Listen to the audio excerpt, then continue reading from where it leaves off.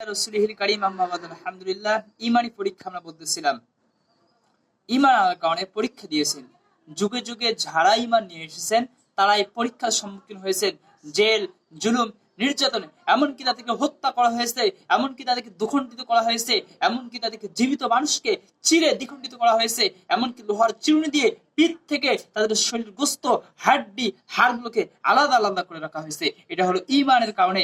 ইমানের বিনিময়ে আল্লাহ সুবহানাহু ওয়া তাআলা বলেন, আম হাসিবতুম আন তাদখুলুল জান্নাহ, তোমরা কি ভেবো, তোমরা কি মনে করো বেহেশতে, জান্নাতে এমনি প্রবেশ করবা? তোমাদেরকে কোনো পরীক্ষা করা হবে না? অবশ্যই পরীক্ষা করা হবে। ইমানের কারণে জীবন দিয়েছেন, সর্বপ্রথম ইসলামে শহীদ হয়েছেন সুমাইয়া রাদিয়াল্লাহু তাআলা আনহা, খাব্বাব, খুবাইব, বেলাল রাদিয়াল্লাহু তাআলা আনহু। তাদের উপর কি অমানসিক, তাদের উপর নির্যাতন, জুলুম, অন্যায়, অত্যাচার করা হয়েছে।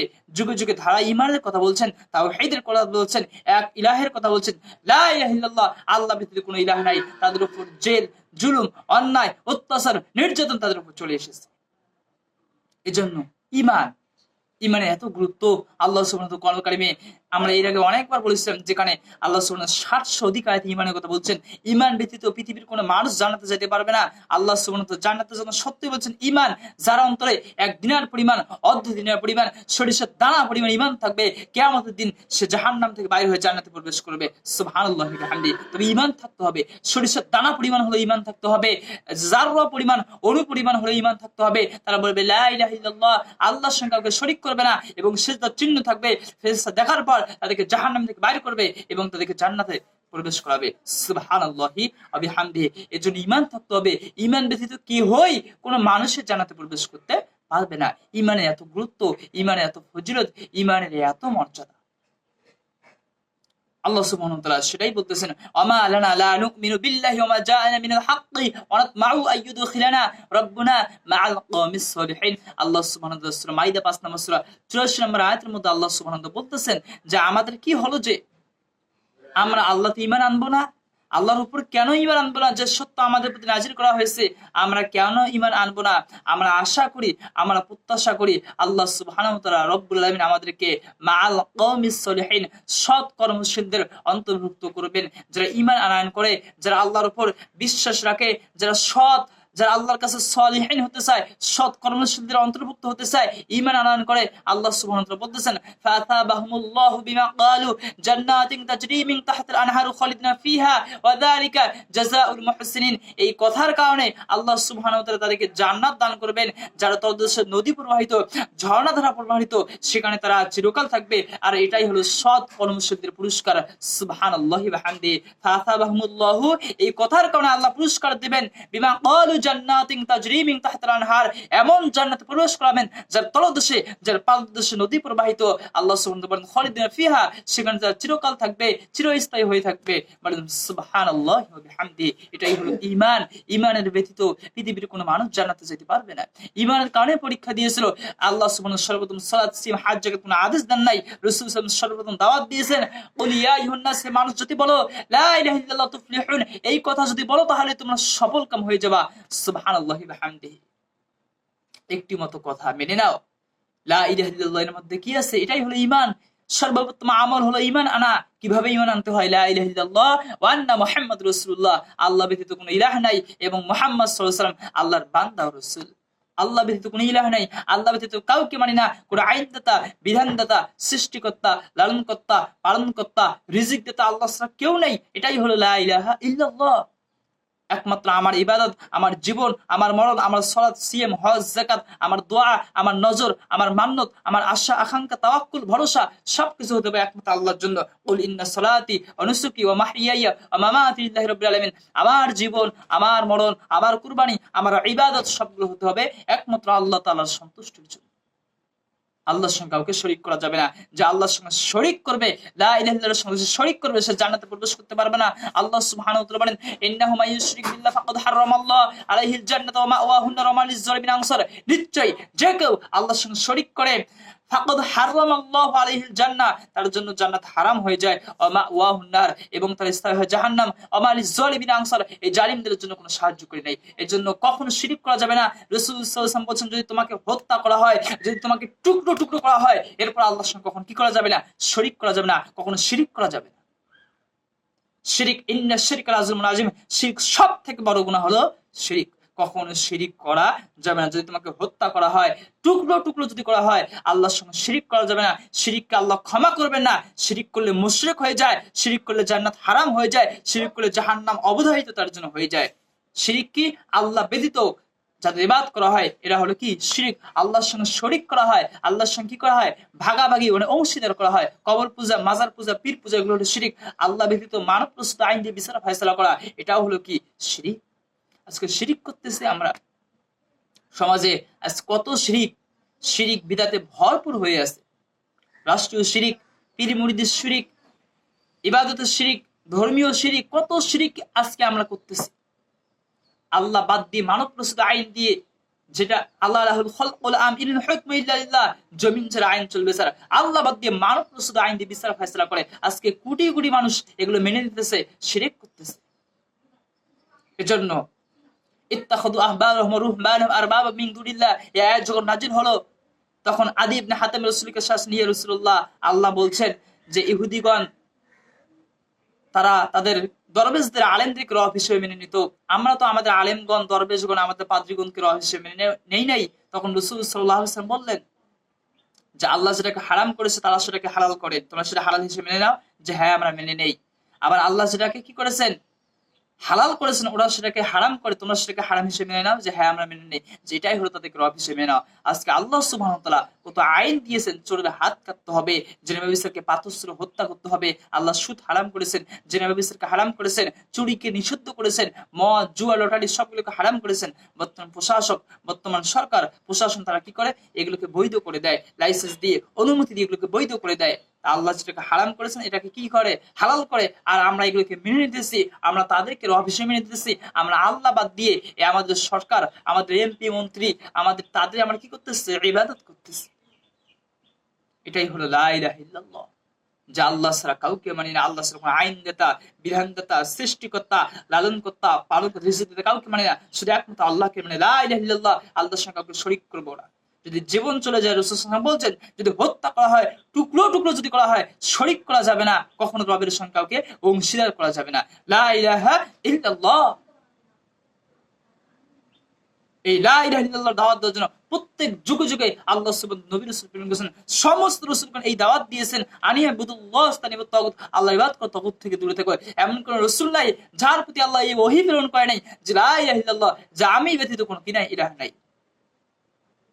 লা ইলাহা ইল্লাল্লাহ কি মর্যাদা, কি ফজিলত! যে ব্যক্তি বলবে লা ইলাহা ইল্লাল্লাহ, অন্তর থেকে যে ব্যক্তি জেনে শুনে বুঝে সত্য সকলে সাক্ষ্য দেবে যে আল্লাহ ছাড়া আমি কাউকে মানি না, আইনদাতা, বিধানদাতা, সৃষ্টিকর্তা, লালনকর্তা, পালনকর্তা, রিজিকদাতা, রাসূল সাল্লাল্লাহু আলাইহি ওয়াসাল্লাম বলেছেন, সে কোথায় প্রবেশ করবে? সে জান্নাতে প্রবেশ করবে।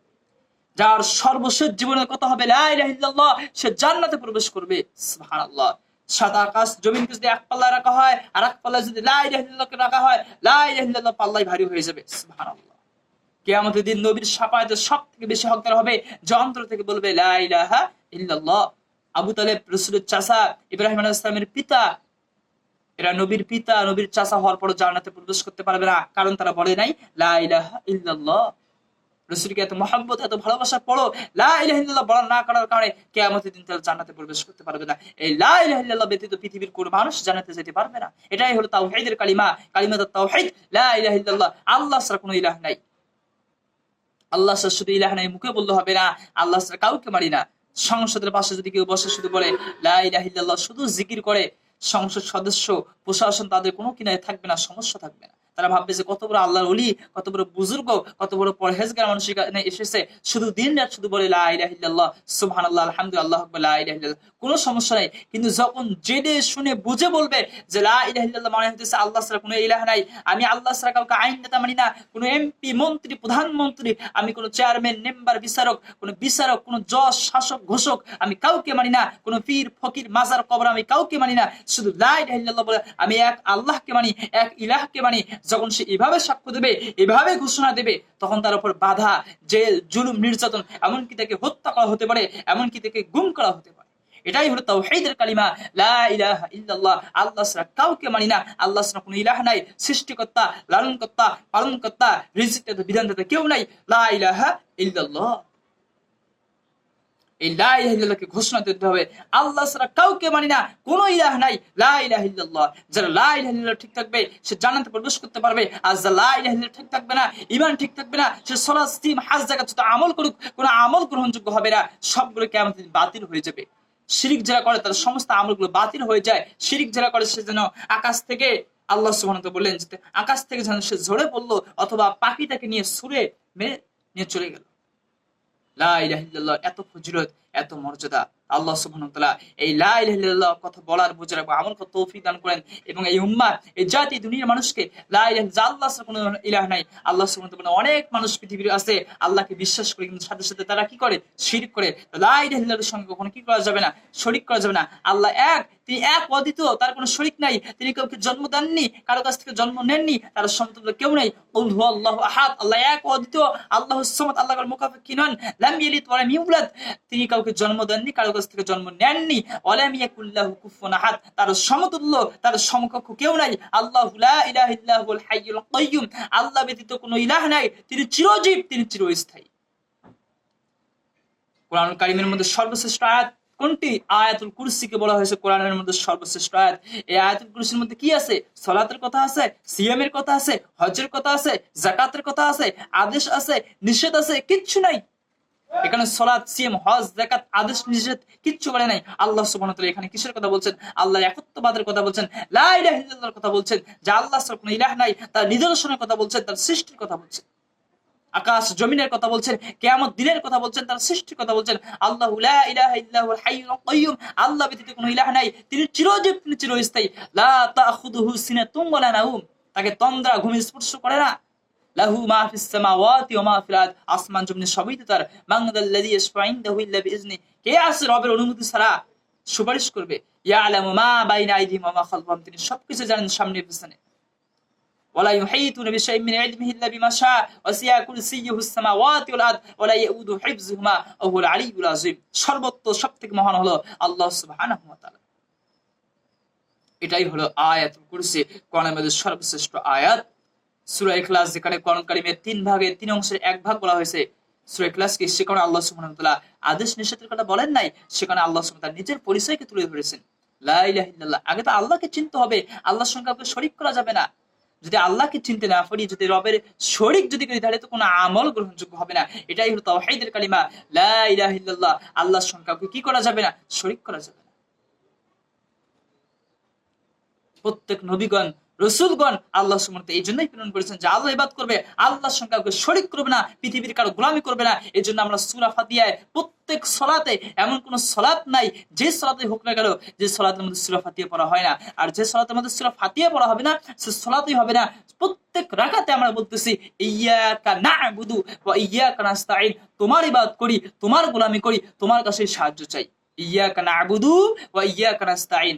কিন্তু আমরা বলি শুধু এই পর্যন্তই বলাই আমাদের শেষ। কিন্তু দেখা যায় আমরা সালাতে আল্লাহর সামনে দাঁড়িয়ে বলতেছি ইয়্যাকা না'বুদু ওয়া ইয়্যাকা নাস্তাঈন, তোমার ইবাদত করি, তোমার গোলামি করি, তোমার নিকটে সাহায্য চাই। কিন্তু দেখা যায় আমরা মানব রসুলের কাছে বিচার ফায়সালার জন্য যাই। আল্লাহ সুবহানাহু ওয়া তাআলা সূরা নিসা 4 নম্বর সূরা 60 নম্বর আয়াতের মধ্যে বলেন, আলাম তারা ইলাল্লাযীনা ইয়াজুমুনা আন্নাহুম আমানু বিমা উনজিলা ইলাইকা ওয়া মা উনজিলা মিন ক্বাবলিকা ইউরিদুনা ইয়াতাহাকামু ইলাত তাগুত, আপনি কি তাদেরকে দেখেননি?